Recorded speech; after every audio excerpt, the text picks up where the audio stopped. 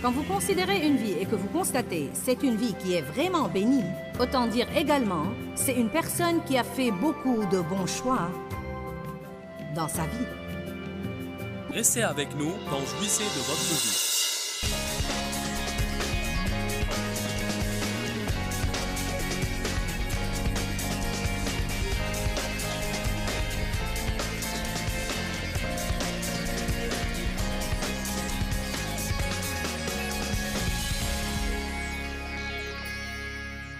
De faire le bon choix. Choisir, choisir, choisir. On est confronté à des milliers de choix chaque semaine.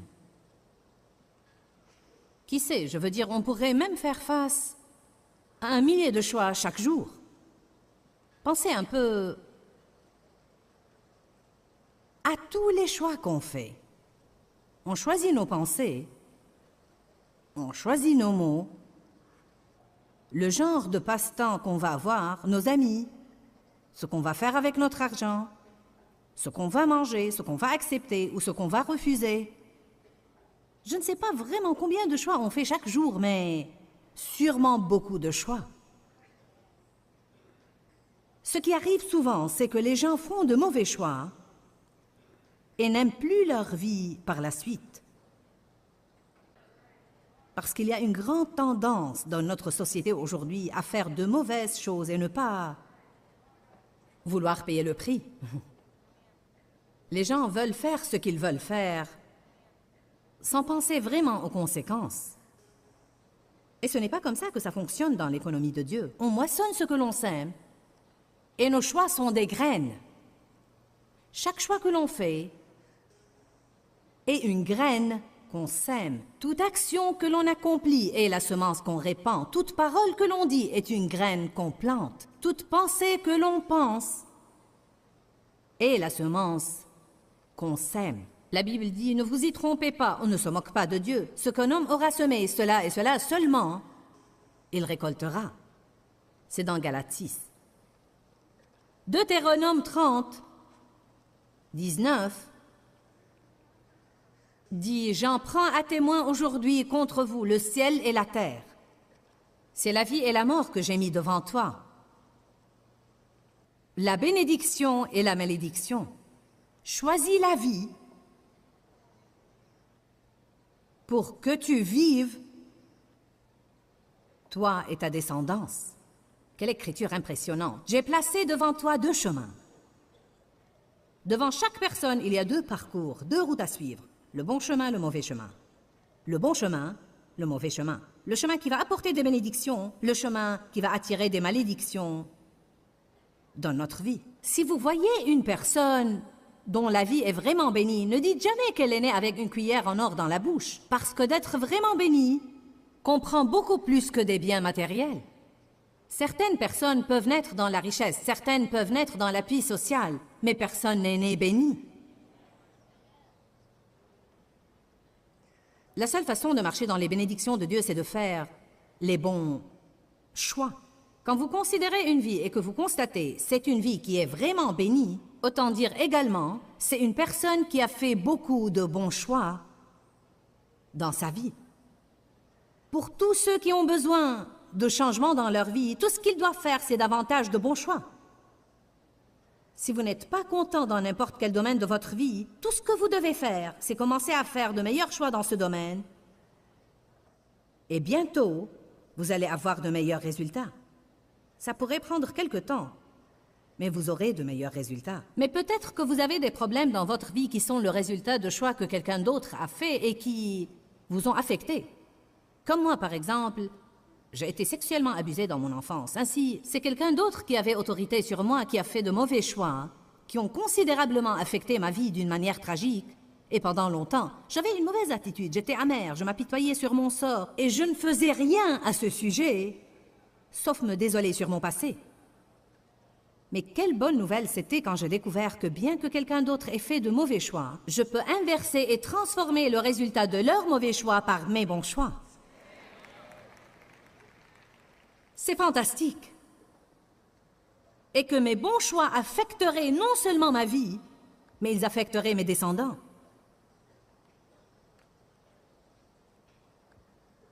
La confusion dans n'importe quelle lignée passera de génération en génération en génération, jusqu'à ce que quelqu'un trace le sang de Jésus et dise « C'est fini, je fais les bons choix, je retourne cette malédiction et nous allons repartir dans la bonne direction. » Mes enfants ont évidemment une vie bien meilleure que la mienne, parce que Dave et moi avons fait de bons choix. Mais même eux ont l'obligation de faire de bons choix. Même ceux-là à qui apparemment tout semble arriver sur un plateau d'argent, ils doivent également faire des choix. Et vous savez, il y en a qui, bien qu'ils aient chaque atout et chaque avantage, ça ne les empêche pas de faire des choses stupides. La Bible parle de la sagesse et de la sottise. Ce que je ne veux pas pour moi et ce que je ne souhaite à aucun d'entre vous, ni à aucune personne à qui Dieu m'a donné le privilège d'enseigner la parole, c'est d'arriver à la fin de ma vie et d'être plein de regrets. Je pense que le regret est une chose horrible et je crois que la pire condition dans laquelle on peut être, c'est d'arriver à l'âge de 80 ans et de regarder en arrière et regretter notre vie. N'est-ce pas une chose horrible? Le monde est plein de gens comme ça. Je regrette d'avoir fait ceci et je regrette de n'avoir pas fait cela. Et donc, la seule façon d'éviter les regrets, c'est de faire les bons choix maintenant. D'où le titre de mon message ce soir, « Les mauvais choix mènent au regret ». J'ai mis devant toi la vie et la mort. Choisis la vie. Je dis toujours que c'est comme un examen à choix multiples. J'ai placé devant toi A, la vie, B, la mort. Réponse correcte, choisis la vie. C'est comme, au cas où tu serais bouché, laisse-moi te dire ce qu'il faut choisir. J'ai mis devant toi la bénédiction et la malédiction. Fais le bon choix pour que tu vives, toi et ta descendance. Bon, si vous faites de mauvais choix, ça affectera ultérieurement vos enfants. Et si vous faites de bons choix, ça aura des conséquences positives pour eux. La définition du mot regret, c'est un sentiment de manque, d'amertume, de déception. C'est un sentiment de douleur ou de peine, de vouloir pleurer quelque chose, une tristesse liée à sa perte et un remords pour ce qui est perdu. C'est éprouver de la peine et du chagrin sur un désir non assouvi ou une action qui a été réalisée ou qui a été manquée. Le regret est exprimé dans notre bouche ainsi. Si seulement j'avais, si seulement je n'avais pas. Comme je vous l'ai dit auparavant quand je vous parlais d'un autre sujet, on a besoin de moins de soupirs et de plus d'action.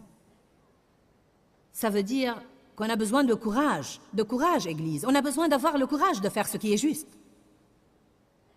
Nous avons besoin d'avoir le courage de faire les bons choix maintenant, même si ces bons choix pourraient nous causer de la peine et de la souffrance pendant quelque temps.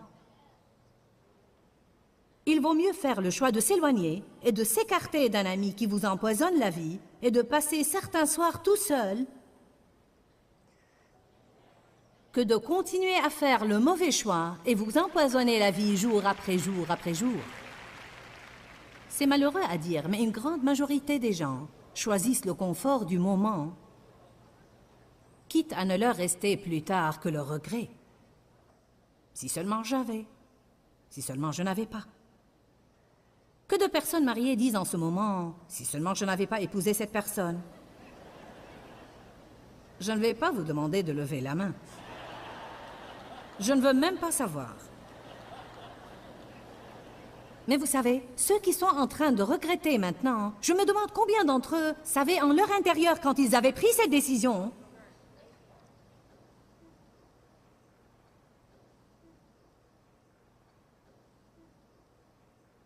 que ce n'était pas le meilleur choix.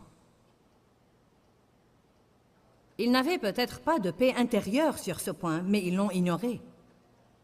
Peut-être qu'ils avaient reçu de bons conseils d'une personne avertie, mais qu'ils n'ont pas voulu écouter. Combien de personnes épousent la mauvaise personne simplement par crainte de n'avoir personne d'autre, ou pour raison de commodité, ou pour je ne sais quelle autre excuse. Évidemment, vous découvrez plus tard que vous auriez mieux fait d'attendre. Ça ne veut pas dire que Dieu ne peut pas tout arranger et que votre conjoint ne peut pas se corriger, mais que de fois on ne fait que regretter, déplorer et gémir Alors que lieu des « si seulement j'avais » ou « si seulement je n'avais pas », on devrait commencer à faire les bons choix.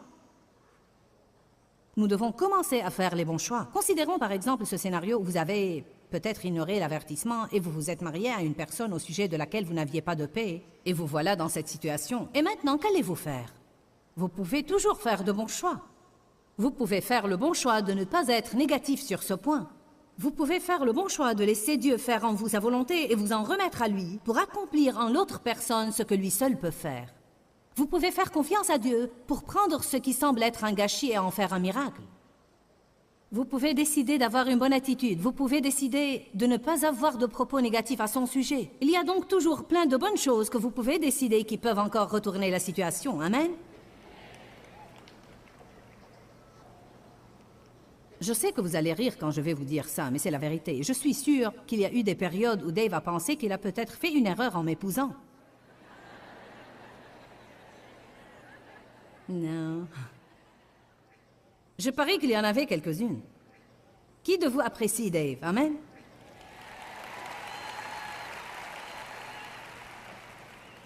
Alléluia. Ce bon vieux Dave. Solide, stable, toujours joyeux, toujours en paix. Dieu soit loué pour de merveilleux exemples comme lui en nos vies. Mais il a dû y avoir au cours des premières années des périodes où Dave s'est demandé s'il n'avait peut-être pas fait une erreur ou s'il avait fait un mauvais choix, mais vous savez, il n'a pas sauté du bateau. Il a persisté. Il a tenu ferme pendant les années difficiles. Vous ne savez pas ce que Dieu peut faire pour cette personne à laquelle vous pensez en ce moment. Oh Dieu, qu'est-ce que j'ai fait? Vous pourriez avoir un prédicateur entre les mains. Alléluia. Dave n'a jamais pensé pendant ses premières années qu'il avait une prédicatrice entre les mains. Je crois qu'il pensait qu'il avait une folle. Voyons quelques exemples de choses que les gens finissent par regretter. Ce qu'on dit ou ce qu'on fait. Si seulement je n'avais pas dit ça ou si seulement je n'avais pas fait ça. Mon Dieu, comme j'aurais voulu ne pas avoir dit ça.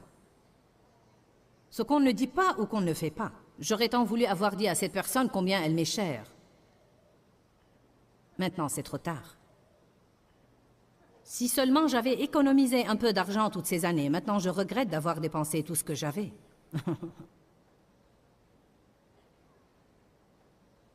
Je regrette d'avoir mangé autant pour le dîner. C'est un problème quotidien, non? Je regrette d'avoir pris ce dessert. Je regrette de n'avoir jamais fait de sport dans ma vie. Et maintenant, tout ce qui était ici haut est passé ici bas.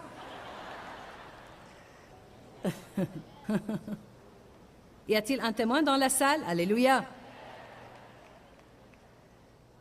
Je regrette de ne pas avoir fini l'école, dirait quelqu'un d'autre. Si seulement j'avais pris davantage de temps avec mes enfants quand ils étaient plus jeunes, mais j'étais occupée à gagner de l'argent et maintenant je n'ai aucun rapport avec eux et j'aurais bien voulu en avoir. Etc., etc. Beaucoup de gens regrettent leur vie entière. Ils regardent en arrière et ils sentent... Imaginez un peu comme ça doit être horrible d'arriver à l'âge de 70 ou 80 ans et de savoir qu'il ne nous reste plus beaucoup de temps ici, sur Terre, et tout ce qu'on peut regarder en arrière, c'est « je regrette de ne pas avoir eu de meilleurs rapports avec mon conjoint. Je regrette ceci et je regrette cela et je regrette de n'avoir rien économisé et je regrette de n'avoir pas pris soin de mon corps et maintenant je me sens mal tout le temps et je regrette et je regrette. » Je vais le répéter. Je pense qu'il n'y a pas de situation plus horrible que d'arriver à la vieillesse et de n'avoir que des regrets. Peut-être certains de ces gens-là auraient souhaité avoir eu quelqu'un qui leur avait prêché ce genre de message quand il était encore assez tôt dans leur vie pour qu'ils aient pu faire quelque chose. Chacun de vous ce soir peut faire quelque chose à ce sujet. Vous qui regardez à travers la télé pouvez encore faire quelque chose. Oui, peu importe votre âge avancé et peu importe le nombre de regrets que vous avez, vous pouvez encore commencer en ce moment, ce soir, à faire des choix positifs. Vous ne devez pas abandonner et dire c'est trop tard, parce que dans l'économie de Dieu, il n'est jamais trop tard. Jamais trop tard. Peu importe l'ampleur du désordre dans lequel se trouvent vos finances, vous pouvez commencer à faire de bons choix et vous pouvez vous acquitter de vos dettes. Alléluia.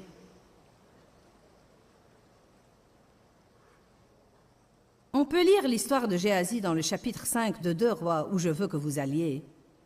Et je crois que c'était un homme qui vivait probablement dans le regret.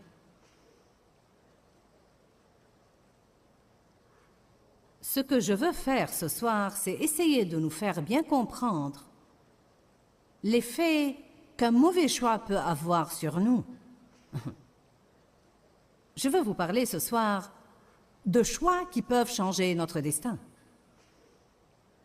En fait, certains choix sont si importants que c'est effarant et on s'y engage parfois sans vraiment faire attention à ce qu'on fait. Ce n'est pas chaque décision que l'on prend qui est aussi importante, bien sûr, mais beaucoup le sont. Et je vous le dis, on doit s'assurer qu'on fait les bons choix. 2 Rois, chapitre 5.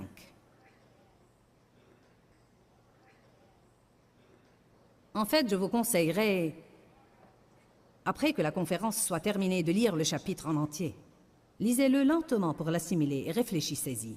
Mais je vais devoir me limiter à quelques versets et certains points, parce que je n'ai vraiment pas le temps de lire le tout.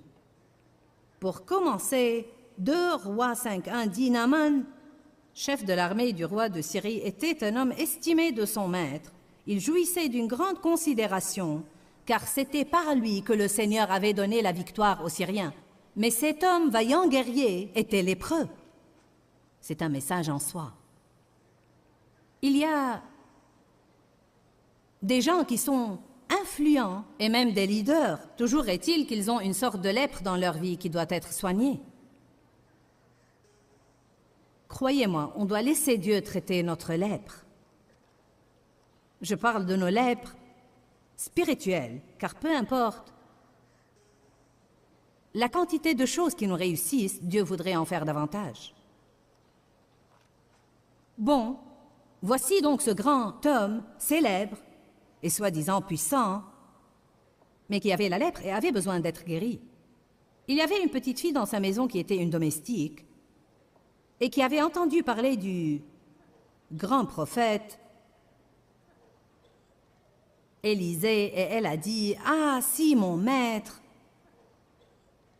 pouvait se trouver auprès d'Élisée, s'il pouvait juste parvenir à Élisée, il le délivrerait de sa lèpre. » Naaman est allé voir le roi, il a obtenu une lettre de recommandation et s'est mis en route avec son armée pour voir le grand prophète. Verset 9. Naaman vint avec ses chevaux et son char et il s'arrêta à l'entrée de la maison d'Élisée.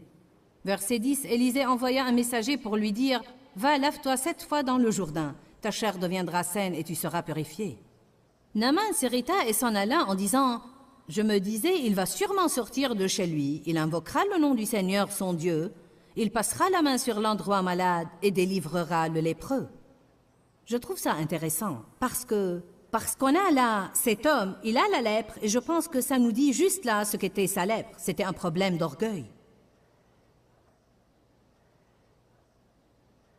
Au lieu juste de partir et d'avoir une attitude humble et d'aller faire ce que le prophète lui a prescrit, il s'est irrité parce qu'il est venu avec son plan.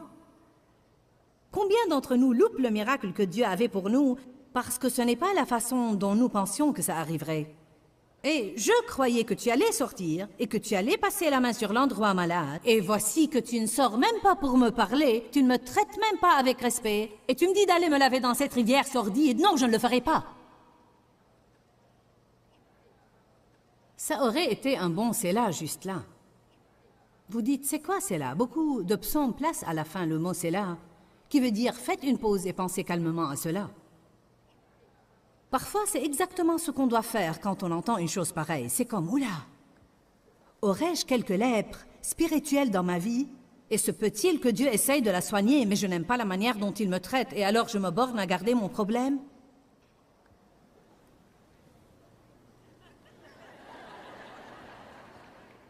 Des écritures comme celle-ci mettent la crainte de Dieu en moi. Combien de personnes pourraient avoir une intervention importante de la part de Dieu?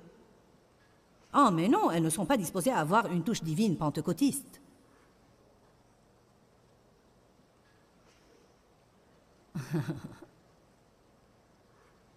Je me demande combien de personnes y a-t-il que Dieu incite de l'intérieur. Levez les mains et louez-moi. Mais elles sont comme...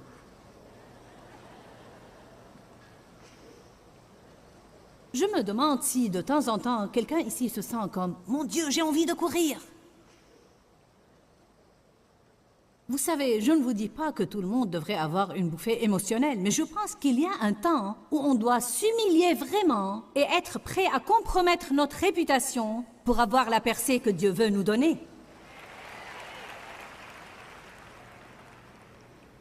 Ou encore, que de fois, peut-être que si vous vous prosterniez et vous vous humiliez, l'Esprit de Dieu commencerait à se mouvoir dans votre vie d'une manière puissante. Mais non, on veut toujours notre propre style de renouveau. Je vais en rester là et vous en faites ce que vous voulez.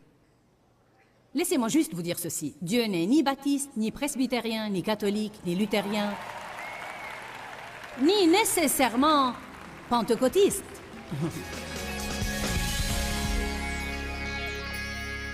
On connaît tous des gens qui sont arrivés à la fin de leur vie et tout ce qu'il leur reste n'est que regret. Le regret sur ce qu'ils ont fait ou omis de faire et sur la façon dont ils ont traité les gens. La seule manière d'éviter cela, c'est de faire de bons choix maintenant. La sagesse, c'est de faire à présent ce qui nous rendra heureux plus tard. Choisissez de marcher dans la sagesse. Cherchez Dieu avant de prendre des décisions qui pourraient affecter votre vie. Il n'est jamais trop tard pour commencer à faire de bons choix. Je dis aux gens, si vous respirez encore, il n'est pas trop tard pour recommencer à nouveau. Dieu merci qu'avec lui, ses bontés se renouvellent chaque matin et qu'on peut repartir de nouveau à tout moment. Pourquoi Seigneur, pourquoi? Dans ce livret, Joyce Meyer nous enseigne à travers la parole comment être délivré de la confusion. Pour obtenir ce livret gratuitement, écrivez-nous à Joyce Meyer, boîte postale 40095-6300 Larnaca, Chypre. Ou bien visitez notre site web www.joycemeyer.org/fr.